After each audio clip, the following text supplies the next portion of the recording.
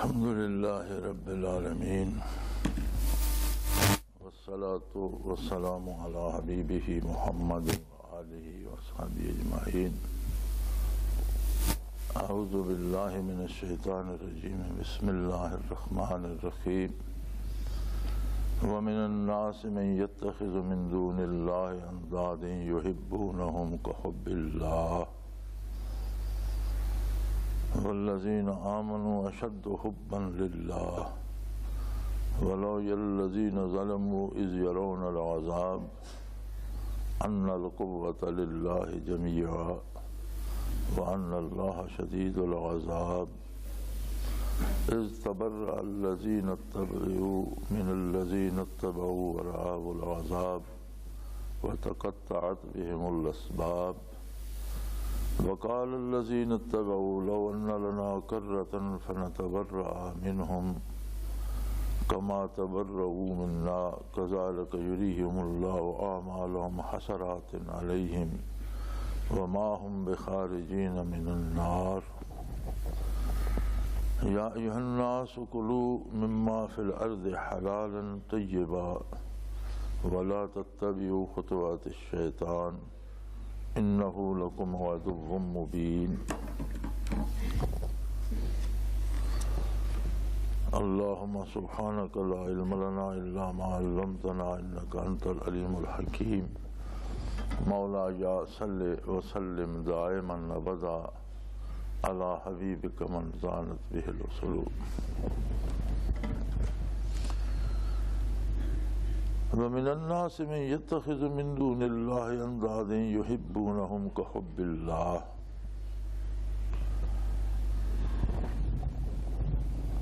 اللہ جل شانہ نے اپنی وحدانیت اور قدرت کاملہ کی نشانیوں کا ذکر فرمایا، پھر نور نبوت کا ذکر فرمایا اور تعلیمات و برکات نبی کریم صلی اللہ علیہ وسلم کا ذکر فرمایا، اور پھر ارشاد فرمایا کہ اس کے باوجود کچھ لوگ ایسے ہیں جو اللہ جل شانہ کے علاوہ دوسروں سے امیدیں وابستہ کر لیتے ہیں۔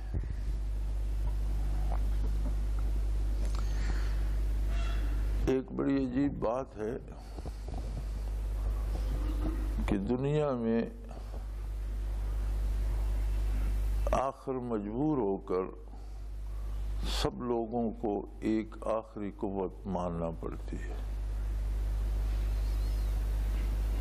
یہ الگ بات ہے کہ انہیں اللہ کی معرفت نصیب نہ ہو، لیکن عقل انسانی مجبور ہو جاتا ہے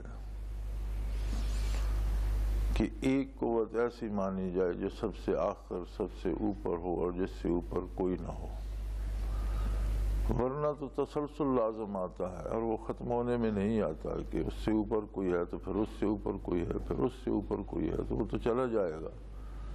بالآخر ایک قوت ایسی تسلیم کرنا پڑتی ہے جس سے اوپر کوئی نہ ہو، تو یہ تو عقل کی مجبوری ہے۔ لیکن اللہ جل شانہ کی پہچان اور اس کی معرفت محض عقل کا کارنامہ نہیں ہے، یہ کیفیات قلبی سے متعلق ہے۔ جب تک دل میں نور توحید نہ آئے تب تک عقل محض ایک طاقت کو مانتی ہے جو سب سے اوپر ہے۔ وہ کون ہے، وہ کیسا ہے، اس کی ذات کیسی ہے، اس کی صفات کیسی ہیں، اس سے محروم رہتی ہے۔ پھر لوگ یا تو تصور کر لیتے ہیں کچھ اندیکھی طاقتوں کو، انہیں پوجنے لگتے ہیں، یا پھر کچھ محسوس طاقتوں سے اپنے جیسے انسانوں سے یا بتوں سے امیدیں وابستہ کر لیتے ہیں کہ یہ میری حفاظت بھی کرے گا، یہ میری ضرورتیں بھی پوری کرے گا۔ تو اسی کو شرک کہا جاتا ہے۔ اللہ کی ذات میں کسی کو شریک کیا جائے شرک ہے، اس کی صفات میں کسی کو شریک مانا جائے تو شرک ہوتا ہے۔ اسلام کے علاوہ اس وقت دنیا میں کوئی ایسا مکتب فکر نہیں ہے جو اللہ کو جیسا وہ ہے ویسا مانتا ہو۔ ہمارے ہاں جو اہل کتاب ہیں جن کے پاس پہلی کتابیں جن پہ نازل ہوئیں ان میں نصارہ ہیں، یہودی ہیں، لیکن انہوں نے بھی اپنی کتابوں کے خلاف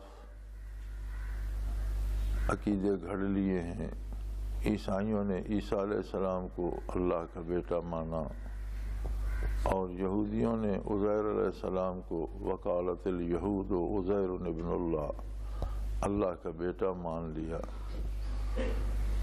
اسی طرح مختلف قسم کی گمراہیوں میں مبتلا ہو گئے، اور پھر جس سے امید وابستہ کرتے ہیں اس سے اس طرح کی محبت کرنے لگتے ہیں جو صرف اللہ کا حق ہے۔ یحبون کا حب اللہ، ان سے پھر اس طرح کی محبت اور اس طرح کی کا تعلق بنا لیتے ہیں یا اس طرح کی امیدیں وابستہ کر لیتے ہیں جو صرف اللہ کریم کا حق ہے، اور جسے نور ایمان نصیب ہوتا ہے۔ والذین آمنوا اشد حبا للہ، وہ سب سے زیادہ محبوب اللہ کریم کی ذات کو رکھتا ہے۔ اس سے یہ مراد نہیں ہے کہ مومن دنیا میں کسی اور چیز سے محبت ہی نہیں کرتا۔ محبت ایک فطری عمل ہے۔ انسان ہر چیز میں جس طرح محتاج ہے اسی طرح اس کی محبت بھی اس کی احتیاج کا ایک رخ ہے۔ جہاں سے وہ سمجھتا ہے کہ میری کچھ مدد ہوگی، میری کچھ ضرورت پوری ہوگی، اس جگہ کو، اس چیز کو، اس سبب کو محبوب رکھتا ہے۔ انسان کو اپنی ذات سے محبت ہوتی ہے، ہر طرح سے اسے بچانے کی کوشش کرتا ہے۔ اپنے مال سے محبت ہوتی ہے، اس کی حفاظت کرتا ہے۔ بیوی بچوں سے محبت ہوتی ہے، ماں باپ سے محبت ہوتی ہے، بہن بھائیوں سے محبت ہوتی ہے۔ تو یہ ساری محبتیں انسان کے مزاج میں داخل ہیں اور وہ کرتا ہے، اور اس کی ضرورت ہے، اس کی مجبوری ہے۔ لیکن نور ایمان کی خاصیت یہ ہے کہ جب ایمان نصیب ہوتا ہے تو سب پر غالب اور سب سے شدید محبت جو ہوتی ہے وہ اللہ کی محبت ہوتی ہے۔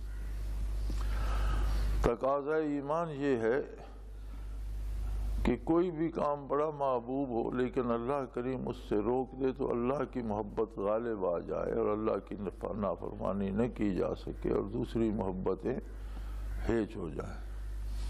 والدین کی محبت فطری بھی ہے اور ضروری بھی ہے، لیکن اگر والدین بھی اللہ کی راہ میں رکاوٹ بنے فلا تطعہما، یہ بات ان کی نہ مانو کہ وہ اللہ کے کام سے روکیں یا اللہ کے دین سے روکیں یا ایمان لانے سے روکیں، تو یہ بات ان کی نہیں مانی جائے گی، اگرچہ ان کا احترام پھر بھی رہے گا کہ والدین ہیں۔ وَلَا تَقُلْ لَهُمَا أُفٍّ وَلَا تَنْهَرْهُمَا وَقُلْ لَهُمَا قَوْلًا كَرِيمًا، انہیں کبھی سخت زبانی سے ان سے بات نہ کرو اور ان سے نفرت نہ کرو اور ہمیشہ پیار سے بات کرو، لیکن اللہ کی نافرمانی کا حکم دیں فَلَا تُطِعْهُمَا، تو ان کی بات مت مانو۔ ان کی محبت اپنی جگہ، لیکن سب محبتوں پر جو محبت غالب ہوگی وہ اللہ کی ہوگی۔ ایمان کا تقاضا یہ ہے کہ والذین آمنوا اشد حبا للہ، جنہیں نور ایمان نصیب ہوتا ہے وہ بہت شدید محبت جو ہے وہ اللہ سے کرتے ہیں، اور دوسری کوئی بھی محبت انہیں اللہ کریم کی نافرمانی پہ مجبور نہیں کر سکتی۔ والذین ظلموا، جو لوگ غیر اللہ سے امیدیں وابستہ کر لیتے ہیں اور شرک کرتے ہیں، اور شرک ان الشرک لظلم عظیم، یہ بہت بڑا ظلم ہے۔ تو اگر آپ دیکھیں ان لوگوں کو جو اس ظلم میں مبتلا ہوتے ہیں، اذ یرون العذاب، دیکھنے کی بات تو تب ہوگی جب وہ عذاب کو دیکھیں گے، جب وہ آخرت میں پہنچیں گے اور جب انہیں اللہ کے عذاب نظر آئیں گے، تب انہیں احساس ہوگا ان القوت للہ جمیعا، کہ حقیقتاً ساری قوت اللہ کی ہے، ساری طاقت اللہ کے پاس ہے۔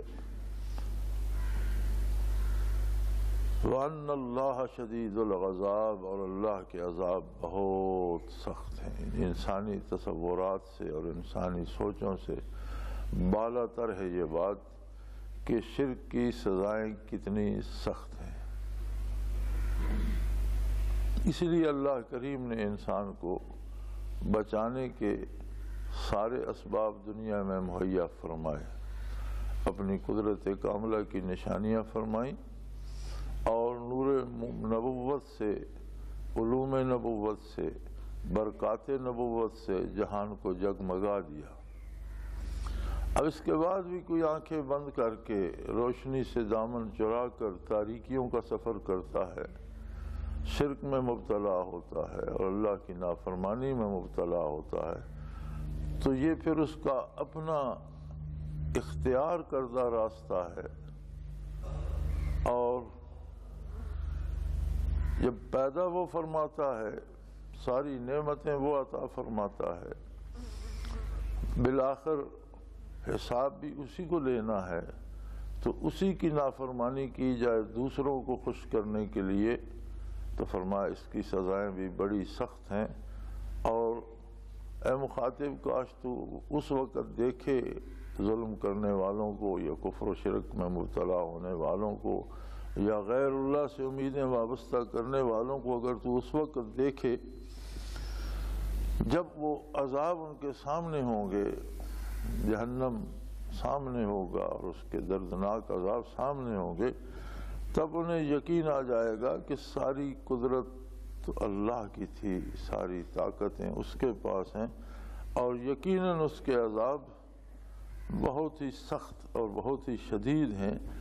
اس وقت پھر وہ یہ کوشش کریں گے کہ جو لوگ پیروی کرتے تھے، جو لوگ پیروکار بنے ہوئے تھے، ان کے جو انہیں کفر و شرک کے راستوں پہ چلاتے تھے، وہ کہیں گے جی ہم ان سے بالکل بیزار ہیں، ہم ان کی بات آئندہ نہیں مانیں گے، انہوں نے ہمیں تباہی کے دہانے پہ لا کھڑا کیا۔ وَإِذْ تَبَرَّأَ الَّذِينَ اتُّبِعُوا مِنَ الَّذِينَ اتَّبَعُوا، جب پیروکار اپنے پیش رووں سے بیزاری کا اعلان کریں گے اور یہ کہیں گے لَوْ أَنَّ لَنَا كَرَّةً، کاش ہمیں ایک دفعہ پھر دنیا میں جانا نصیب ہو جائے، لَوْ أَنَّ لَنَا كَرَّةً، ایک دفعہ ہمیں واپسی کی اجازت مل جائے، وہی دار دنیا ہو، وہی شب و روز ہوں، وہی ضرورتیں ہوں ہماری، وہی ہم ہوں، اور پھر ہم ان سب سے بیزار ہو کر صرف اللہ کو پکاریں اور اس سے امید رکھیں اور اس سے محبت کریں۔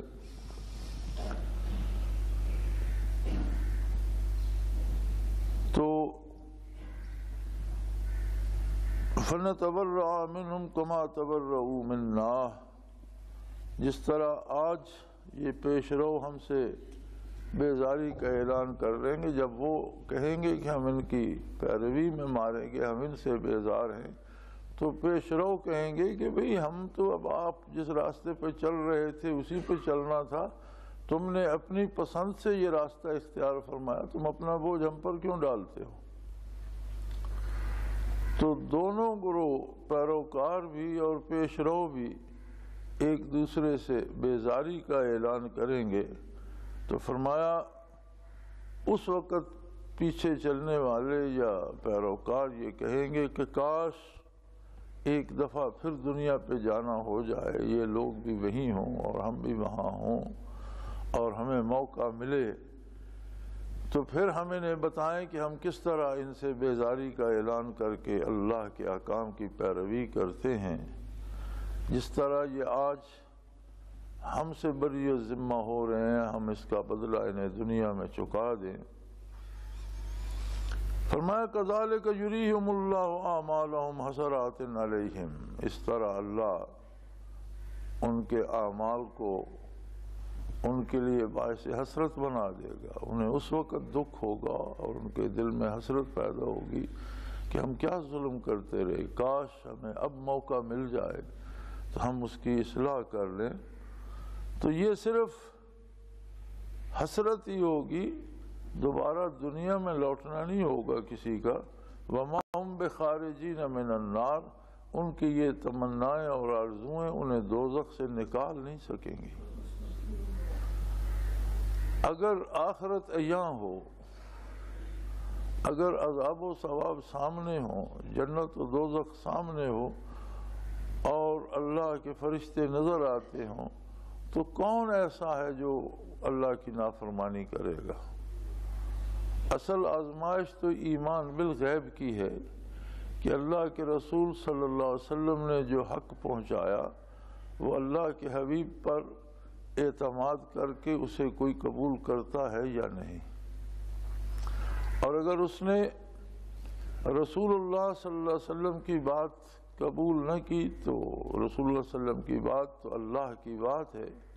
ما ینطق عن الہوی ان ہوا الا وحی یوحی، دین کے معاملات میں اللہ کا حبیب اپنی پسند سے کوئی بات ارشاد نہیں فرماتا، وہی کچھ آگے پہنچاتا ہے جو اللہ کی طرف سے وحی ہوتی ہے۔ تو گویا حضور اکرم صلی اللہ علیہ وسلم کے ارشادات عالیہ کو ٹھکرانا اللہ کریم کی بات کو ٹھکرانا ہے۔ اب درمیان میں دنیا کا ایک حجاب ہے، ایک پردہ ہے۔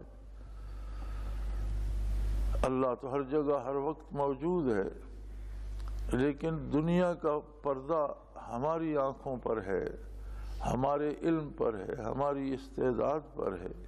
جب یہ دنیا کا پردہ ہٹ جائے گا، آدمی دنیا سے آخرت کو سفر کر جائے گا، تو اسے موت کے فرشتے بھی نظر آنا شروع ہو جاتے ہیں، مرنے سے پہلے کافر کو بھی نظر آ جاتے ہیں، اس سے بات بھی کرتے ہیں، اسے کہتے ہیں فیما کنتم، تمہیں اللہ نے اتنی زندگی دی تھی، تم 50 60 70 سال 100 سال دنیا میں رہے، کیا کرتے رہے؟ فیما کنتم، تم کیا کرتے رہے، کس شغل میں لگے رہے؟ تو قرآن کریم سوال و جواب بتاتا ہے اس وقت کے کہ وہ کافر کہتا ہے ہم تو کمزور لوگ تھے، کننا مستضعفین فی الارض، ہم کمزور لوگ تھے بھائی، جیسے ہمیں چلانے والے ہمارے لیڈر یا حکمران یا ہمارے پیش رو جدھر ہمیں چلاتے رہے، ہم میں تو انکار کی قوت نہیں تھی، مجبوراً ہم ان کے پیچھے چلتے رہے۔ تو فرشتے کہتے ہیں لم تکن ارض اللہ واسعہ، کیا اللہ کی زمین وسیع نہیں تھی؟ جہاں آپ حق پر نہیں چل سکتے تھے اور آپ کو زبردستی کفر پر چلایا گیا تو آپ وہ جگہ چھوڑ دیتے۔ فَلِمَ تُهَاجِرُوا فِيهَا، تم وہ جگہ چھوڑ کر کہیں اور ہجرت کیوں نہیں کر گئے؟ ایسی جگہ چلے جاتے جہاں اللہ کی اطاعت مشکل نہ ہوتی، کوئی روکنے والا نہ ہوتا۔ تم ایسے لوگوں میں کیوں جا بسے کہ جہاں ظلم ہی ظلم ہے، جہاں نفرت ہی نفرت ہے، جہاں شرک ہی شرک ہے، جہاں کفر ہی کفر ہے۔ اس میں ایک اصول یہ بھی بتایا جا رہا ہے کہ دنیاوی زندگی میں انسان کو کوشش کرنی چاہیے کہ وہ نیک بندوں کے ساتھ رہے اور بدکاروں سے بچے۔ چہ جائے کہ یہاں ہمارا معاملہ ہی الٹ ہے، ہم دنیاوی چند سکوں کے لیے دارالاسلام کو چھوڑ کر دارالکفر میں جانے کی صحیح کرتے ہیں، لاکھوں روپے دے کر جاتے ہیں، بڑی مشکلوں سے پہنچتے ہیں، اور جب وہاں پہنچتے ہیں تو پھر یہ شکوہ ہوتا ہے کہ یہ کھانا بھی حلال نہیں ملتا، بچے آوارہ ہو گئے ہیں، اولاد کنٹرول نہیں ہوتی، بچے آوارہ ہو گئے، ہم کیا کریں؟ بھئی آپ نے خود یہ سودا خریدا، پھر اس میں رونے کی کیا بات ہے؟ اصول تو یہ تھا کہ جہاں نیکی آسان تھی، جہاں نیک لوگوں کی محفلیں میسر تھیں، آپ دارالکفر سے بھی اور مشرکین کے علاقوں سے بھی سفر کر کے وہاں جمع ہوتے اور زندگی کو اللہ کی مرضیات کے مطابق گزارنے کی کوشش کرتے۔ زندگی کا مقصد دولت کے انبار جمع کرنا نہیں ہے، اس لیے کہ کسی نے زر و جواہر کو اور مال و دولت کو اٹھا کر ساتھ نہیں لے جانا، نہ یہ سکہ آخرت کے بازار میں کام آئے گا، نہ وہاں اس کی کوئی حیثیت ہوگی۔ تو ہمیں چونکہ جانا ہے تو زیادہ سفر دولت دنیا نہیں ہوگی، زیادہ سفر اللہ کی اطاعت اور اللہ کے حبیب صلی اللہ علیہ وسلم کا اتباع ہوگا۔ تو حقیقتاً کمانے والی دولت تو وہ ہے۔ بندہ کوشش کرے کہ جہاں ممکن نہیں ہے دارالکفر سے دارالاسلام میں آئے، وہاں آئے جہاں اسلام پر عمل آسان ہے، وہاں آئے جہاں اسلامی علوم ملتے ہیں، وہاں آئے جہاں اسلام پر عمل کرنے والے لوگ ملتے ہیں، وہاں پہنچے جہاں اللہ کا قرب نصیب ہوتا ہے، اللہ کے نیک بندے بستے ہیں، وہاں جائے تاکہ وہاں سے زیادہ آخرت کما سکے۔ تو ہمارا آج کا جو ماحول ہے اس میں ہمارا مزاج ہی بدل گیا ہے، الٹ ہو گیا ہے کہ ہم جہاں رزق حلال میسر ہو سکتا ہے، جہاں نیکی پر عمل کرنے میں کوئی رکاوٹ نہیں، باوجود ہزار خرابیوں کے کوئی کسی کو عبادت سے نہیں روکتا، کوئی کسی کو حلال کمانے حلال کھانے سے روکتا تو نہیں ہے، کوئی کسی کو اذان سے، نماز سے، روزے سے روکتا تو نہیں ہے۔ کم از کم یہ رعایت تو ہے کہ لوگ نہیں کرتے، جو نہیں کرتے وہ بد نصیب ہیں، لیکن جو کرنا چاہیں انہیں کوئی روکتا تو نہیں۔ تو ایسی جگہوں کو چھوڑ کر وہاں جانا کہ جہاں کھانے کو حرام ملے، پینے کو حرام ملے، جہاں حلال دستیاب ہی نہ ہوتا ہو، حلال تلاش کرنا ہی مشکل ہو جائے، اور صرف ایک فائدے کے لیے کہ وہاں دولت دنیا جو ہے وہ یہاں کی نسبت زیادہ ملتی ہے، تو یہ اصول حقیقتاً اپنے آپ کے ساتھ زیادتی ہے۔ اور اس کا پتہ تب چلے گا جب آخرت میں حقائق سامنے ہوں گے، تو پھر دل میں حسرتیں پیدا ہوں گی کہ کاش ایسا نہ کیا ہوتا، کاش وہ نہ کیا ہوتا۔ لیکن اس وقت کچھ نہیں ہو سکے گا۔ کافر و مشرک صرف حسرتیں اور بھی ان کا دل دکھانے کو ہوں گی، حسرتیں انہیں دوزخ سے نکال نہیں سکیں گی۔ وما ہم بخارجین من النار، ان کی یہ حسرتیں انہیں عذاب سے چھڑا نہیں سکیں گی۔ تو زندگی اللہ نے جو دی ہے یہ بہت بڑی نعمت ہے، اور موت زندگی سے اول ہے۔